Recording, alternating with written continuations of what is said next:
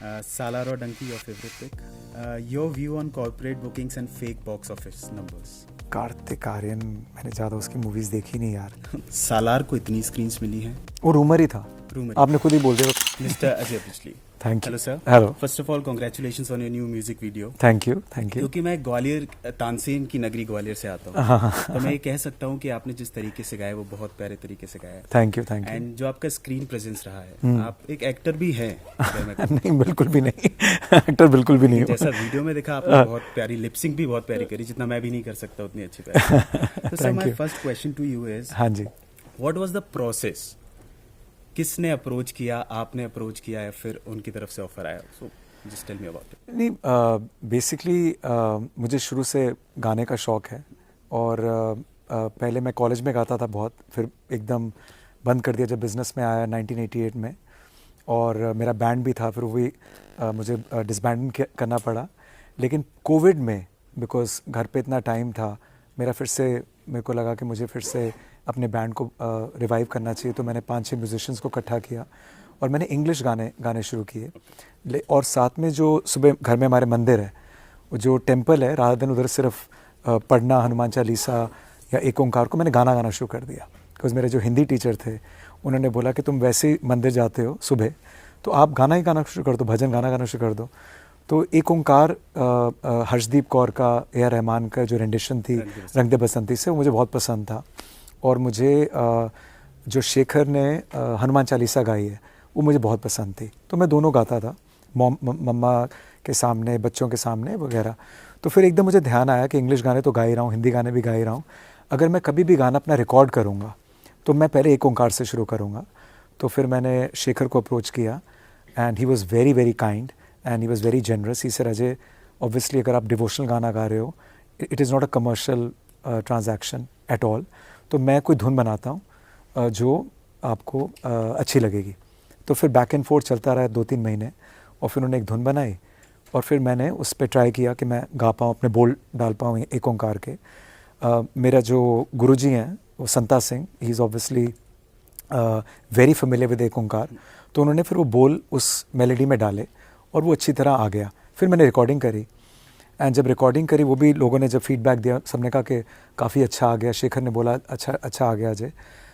तो फिर मैंने राकेश ओम प्रकाश मेहरा को अप्रोच किया, again influenced by Rang De Basanti only, and plus he is a very old friend of mine. मैंने एक मूवी भी करी थी पीवीआर पिक्चर्स में उनके साथ. तो उसने कहा फिर मेरे को गाना भेजो. तो गाना भेजा तो कहते हैं जी ये गाना हम गुरुद्वारे में करेंगे लेकिन पत्थर साहब में करेंगे, क्योंकि लेह लद्दाख में मैंने भाग मिल्खा भाग की भी शूटिंग वहाँ करी थी. और वहाँ पर एक बहुत ही एक पिक्चरेस्क सीनिक जगह है और इसके पीछे बड़ी अच्छी एक स्टोरी है, तो वहाँ जाके करते हैं. मैंने कहा ठीक है, अगर राकेश ओम प्रकाश मेहरा को तुम अप्रोच करो तो फिर उनकी बात तो सुननी पड़ेगी. तो फिर मैं कभी गया ही नहीं था ले, और तो मैं और मेरी वाइफ और मेरे बेटा आमिर, तो हमने कहा चलते हैं वहाँ पर. तो 4 डेज़ की छुट्टी थी, तो हमने फिर वहाँ पर ये रिकॉर्ड किया. तो मतलब that's what you saw just now. और as far as Dunki is concerned, वो वैसे ही मेरे को स्टोरी का थोड़ा मालूम था, आइडिया था कि पंजाब की स्टोरी है. तो फिर शाहरुख को मैं मिलने वैसे गया था, आई थिंक जवान के लिए कोई हमारी मीटिंग थी. तो जब उसने बताया कि पंजाबी मूवी है, पंजाब की कोई शूटिंग है, मैंने एकदम राजू रानी को फ़ोन किया. मैंने कहा इसमें कोई गुरुद्वारे का सीन है? कहते हैं हाँ है. तो मैंने कहा मैंने गाना गाया है, मेरा बड़ा मूड है, मेरा ये गाना पिक्चर में होना चाहिए, पर आपकी मर्ज़ी है, अगर आपको पसंद है एक ओंकार बैकग्राउंड में. तो पैरेलली मेरा वीडियो तो मैं कर ही रहा था, ये मैंने वैसे ही भेज दिया, I just took a chance. सो एकदम मेरे को ऑफिस में, मैं लंच खा रहा था, फ़ोन आया राजू का, कहते कि अजय बाय द वे हमें एक जगह मिल गई है, पर बहुत फेंट है, कोई ज़्यादा लोगों को सुनाई नहीं देगा, एक फेंट जगह है, वहाँ पर हम डाल देंगे 12-14 सेकेंड का गाना. मैंने कहा ठीक है, बहुत अच्छी बात है. तो मेरी जर्नी अलग वैसे ही चल रही थी, तो वो डंकी में भी आ गया तो मैं और खुश हो गया. फिर वो टी सीरीज़ में भूषण ने बोला मैं भी एल्बम में डाल दूंगा, Pritam was okay with it, Raju was okay, Shahrukh was okay, तो वो ऑटोमेटिकली उसमें भी आ गया. सो ये अपने आप ही हुआ, कोई इसमें ऑर्गेनिकली नहीं, बस आई थिंक अपने आप ही हो गया. Great, sir. So you have been a part of many movies as a producer, but how does it feel to be a part of such a big movie, Donkey, but this time as an artist? Actually, I was like a small child, according to my family. That when I got to know it's Donkey, I was like really thrilled. कि wow, this is fantastic. So it was a good reaction. I mean, you know, you can't ask for better. Raju is one of the most successful directors. Shah Rukh has had a fabulous year. He's an incredible actor. So to be part of that album was quite exciting. It was good feeling. Okay. Yeah. Next year का कोई plan जो आप share करना चाहेंगे viewers के साथ कि कोई सॉन्ग आ रहा है या फिर Bollywood debut as an actor? No way at all. I have to run the company. That's my main job. This is really a hobby for me. And I've been telling in my previous interviews as well कि अगर मैं ज़्यादा अपने आप को portray करूँगा as a singer, वहाँ stock price will go for a toss. So I am fully dedicated to running my business. This is purely a hobby, and but a serious hobby. I take everything seriously. That's my problem. But मैं originals करना चाहता हूँ, not necessarily for movies. तो अमित त्रिवेदी को मैंने approach किया था 3-4 महीने पहले. I really liked his music. He was also music director in one of my movies called Aisha which we made some time ago. And मेरे को अमित के काय पूछे के गाने भी बहुत अच्छे लगे थे. एक तारा, बहुत गाने हैं, मन मर्जियाँ. एंड तो मुझे उसके गाने ऐसे लगते हैं जो लास्ट करते हैं beyond the movies also. So I asked him if he can do a couple of songs for me. So he sent me about 10-12 songs to choose from. I chose 2 songs which I really liked. I made those songs listen to my band, my family, a lot of other people who I trust their judgment, and they all said these songs are very good. So मैं यही कर रहा हूँ बस. They're going to be original songs, not necessarily for any movie. If any movie picks it up, that's fine, but that's not my objective.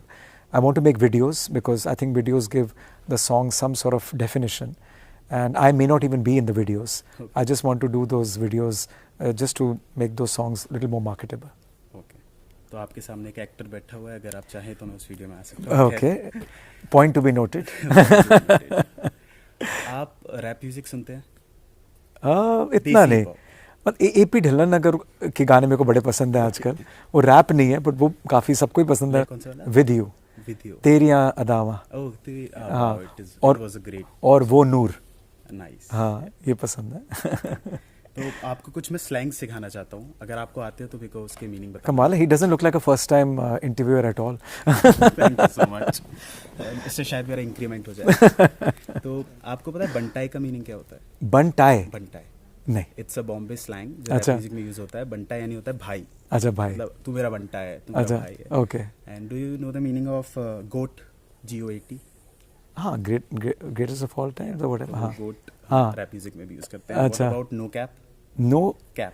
I wish my son and my children were here. I'm out of my depth here. So you don't know. No cap का मतलब होता है not lying. अच्छा. Like मैं असली हूँ no cap. अब इसकी एप्लीकेशन आप ही करना. ये सारे स्लैंग की है. एप्लीकेशन मैं नहीं करूँगा. OG? OG भी नहीं पता मुझे. Original. Okay. Original gangster. Okay. Gangster. Wow. Okay. And also again मैं अपनी पिच करना चाहूँगा कि मैं भी रैप सॉन्ग्स लिखता हूँ. Oh. Just in case you want to collaborate, ठीक है. I'll do it free of cost. I'll keep that in mind. Definitely. Okay, so now coming to the business side, I read a report somewhere कि जब बॉलीवुड की जो earning होती है पहले day की, वो जितना कमाया है मूवी ने पहले दिन में उतना ही रहता है. लेकिन जब हम साउथ बेल्ट पे आते हैं तो थिएटर ने जितने में राइट खरीदे वो डे 1 में ऐड हो जाते हैं. Is it true? जो एक फेमस क्रिटिक है कोमल नाथन, उनका ये मुझे मैंने कभी इस तरह से एनालाइज कभी नहीं किया. इसलिए बताते हैं कि साउथ की जो फिल्म्स हैं उनका कलेक्शन पहले डे बहुत ज़्यादा रहता है. नहीं, actually it's got nothing to with the production budget या overall collection. I think it is just that the movie going index south की दिल्ली से और नॉर्थ और वेस्ट और ईस्ट से ज़्यादा है. वहाँ पर बहुत ज़्यादा एक क्रेज़ है मूवीज़ के बारे में, और जो एक्टर्स हैं दे लाइक डेमी गॉड्स. तो इनिशियल उसे कहते हैं इनिशियल बहुत बड़ा लगता है. Okay. और मूवीज़ कार्पेट बॉम्ब भी होती हैं. कार्पेट बॉम्ब मीन्स कि बहुत सारे स्क्रीन्स में लगती हैं अगर बड़ी मूवी होती है, तो इसलिए कलेक्शन काफ़ी हाई हो जाती है वहाँ पर. पर आजकल हिंदी मूवीज़ की भी कलेक्शन अगर उसकी डिस्ट्रीब्यूशन स्ट्रैटेजी करेक्ट है और करेक्ट डेट पे रिलीज़ हुई है, like for example August 15th is consider to be very big day, 26 January is consider to be very big day. अभी जो क्रिसमस का डे था is consider to be very big day. जब छुट्टियाँ होती हैं 3-4, इस दिन अगर पिक्चर अगर compete ना कर रही हो किसी के साथ, किसी और बड़ी मूवी के साथ, तो काफ़ी बड़ा दिन लग जाता है. 40, 50, 60 करोड़ लग जाते हैं. अब उसकी कितनी लॉन्जिविटी है वो फिर मूवी पे डिपेंड करता है. क्योंकि किसी ने मूवी देखी नहीं होती. तो by the past track record of the director, producer, trailer, previews, उसके बेसिस पे इनिशियल लग जाता है. उसके बाद second weekend, second day, depends on how good the movies. So for example animal, I don't remember the numbers now, was a very big opening, but it also sustained throughout the second week and even third week as well. तो ऐसा कोई pattern मेरे हिसाब से तो नहीं है कि भाई साउथ में अलग तरीके से चलता है या नॉर्थ और ईस्ट और वेस्ट में अलग तरीके से चलता है. क्लैश की अगर बात करें, Sam Bahadur, Animal, now Dunki and Salaar. हाँ. और इन दोनों मूवीज में एक बात सेम है कि एक्शन की जो मूवी है, हाँ. उसने ज्यादा नंबर्स कमाए हैं. हाँ. आप पठान को ले लें, जवान को ले लें, गदर 2 ले लें, हाँ. And then now Salaar, Animal. तो अगर बॉलीवुड मूवी हिट करवानी है या फिर साउथ मूवी हिट करवानी है तो सिर्फ एक्शन ही होना चाहिए? नहीं, एक्चुअली दोनों का जॉनर बिल्कुल अलग था. अगर आप देखें, Pathaan was a proper action movie. Sorry, Jawan and Sam Bahadur came, which one came together यार, I am forgetting. Sam Bahadur and Animal. हाँ, एनिमल वाज एक्शन.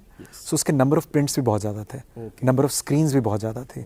सो जितनी अपील होती है मूवी की, उतनी ज़्यादा स्क्रीन्स लग जाती हैं, because it has to resonate in urban centres, semi urban centres, rural centres, single screens everywhere. And because there was a very famous director from and it played also in South India in a very big way. Sam Bahadur was meant more for a urban audience, so number of screens were also less, so that's why the collections were less. So मुझे ये नहीं लगता कि action है या अगर आप देखो दंगल जब आई थी, पीके आई थी, संजू आई थी, इनकी भी कलेक्शंस बहुत बड़ी थी, but they were not action. So mainly है कि कितने स्क्रीन्स पे लग रही है. Okay. अब आपने जो स्क्रीन की बात करी तो मैं एक क्वेश्चन वो पूछ ही लेता हूँ जो मैं इतनी देर से सोच रहा था, अभी पूछूंगा. एक कंट्रोवर्सी चली थी, कंट्रोवर्सी नहीं कहेंगे उसको, एक रूमर फैला था कि सालार को इतनी स्क्रीन्स मिली हैं. वो रूमर ही था. रूमर आपने खुद ही बोल दिया तो कहानी का क्लैरिफाई हो चुका है. कोई स्टोरी नहीं बनेगी इस पे. सालार को इक्वल वो पता नहीं कैसे एकदम आ गया, बिकॉज अभी तो पिक्चर रिलीज भी नहीं हुई थी. पीआर, नेगेटिव पीआर है तो वो भी चला हो. हाँ, करेक्ट. ना आप कमेंट करना चाहेंगे ना. चलिए तो कुछ गेम्स खेलते हैं, एक फन सेगमेंट हो जाएगा ये. अच्छा, वाह. तो तेरा फ्यू गेम्स. सो पहला गेम है, मैं आपको कुछ एक्टर के नाम बताऊंगा, आप कौन सा सॉन्ग उनको डेडिकेट करना चाहेंगे. My god. अच्छा, easy peasy game. Shahrukh Khan. Which song should I dedicate to him? आजकल चलिया मैं बोल रहा हूँ, because I'm singing that song with my band. That's the only song that comes to my mind. I'm sure there are so many other songs. कल होना वो बड़ा अच्छा गाना था. What about Deepika Padukone? दीपिका पादुकोण मुझे उसकी बेस्ट मूवी लगी थी पीकू. पीकू के बड़े अच्छे गाने थे. तो आई थिंक उसका कोई भी गाना, अनुपम, आई एम फॉरगेटिंग, बहुत ही अच्छा बंगाली डायरेक्टर था, उसके बड़े अच्छे गाने थे. कार्तिक आर्यन मैंने ज़्यादा उसकी मूवीज़ देखी नहीं यार. Kartik Aaryan actually he's also from Gwalior. I haven't seen too many movies. My apologies to Karthik. My apologies. Now a quick rapid fire round. A movie that surprisingly did well according to you in 2023. I thought I think Oh My God 2 was a very sensitive subject, and I think it was handled beautifully. I loved it. So I think I was a little skeptical, but I saw it with my family, with my kids, and मुझे तो पता नहीं कैसे handle करेंगे और इसका क्या होगा, because UA फिर A फिर पता नहीं क्या क्या हुआ. I was very pleasantly surprised. I was also very happy with 12th Fail. I know I've been talking a lot about it. You watched it twice. मैंने twice देखी.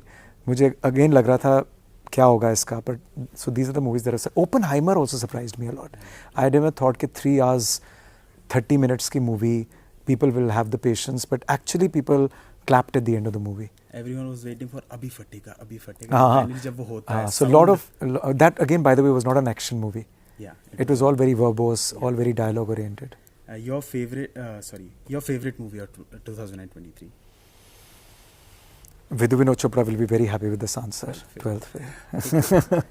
पठान, जवान और Dunki your favorite SRK film? मैंने भी डंकी देखी नहीं. मुझे पठान और जवान बहुत ही अच्छी लगी. मुझे बहुत ही मजा आया. It's a good film. सालार और Dunki your favorite pick? I haven't seen either. I have to see just now. Okay, great. Your view on corporate bookings and fake box office numbers? I don't think there is anything called fake box office numbers. मतलब जो critics है वो नहीं कर ही नहीं सकते यार. हर ticket पे there are 3 stakeholders now. producer, exhibitor, and producer distributor I'm putting in one basket, and the government. You can't do fake GST. Last question, a film you are excited about in 2024? I think Fighter is looking very good. हाँ And what about बड़े मियाँ छोटे मियाँ? हाँ वो भी अच्छी लग रही है, वो भी अच्छी लग रही है. Thank you, sir. Okay, 2019 was a great year for PVR. हाँ And so was 2023, even bigger. Yeah. Best of luck for 2024 and hope कि आपको हम एक्टिंग डेब्यू भी आपका देखें बॉलीवुड में. Just a cameo role. जैसे विक्की कौशल एंड डंकी भी क्या. Oh. Thank you very much. Thanks. Yeah. Thank you. Video पसंद आया तो हमें लाइक, कमेंट, शेयर और सब्सक्राइब जरूर करें.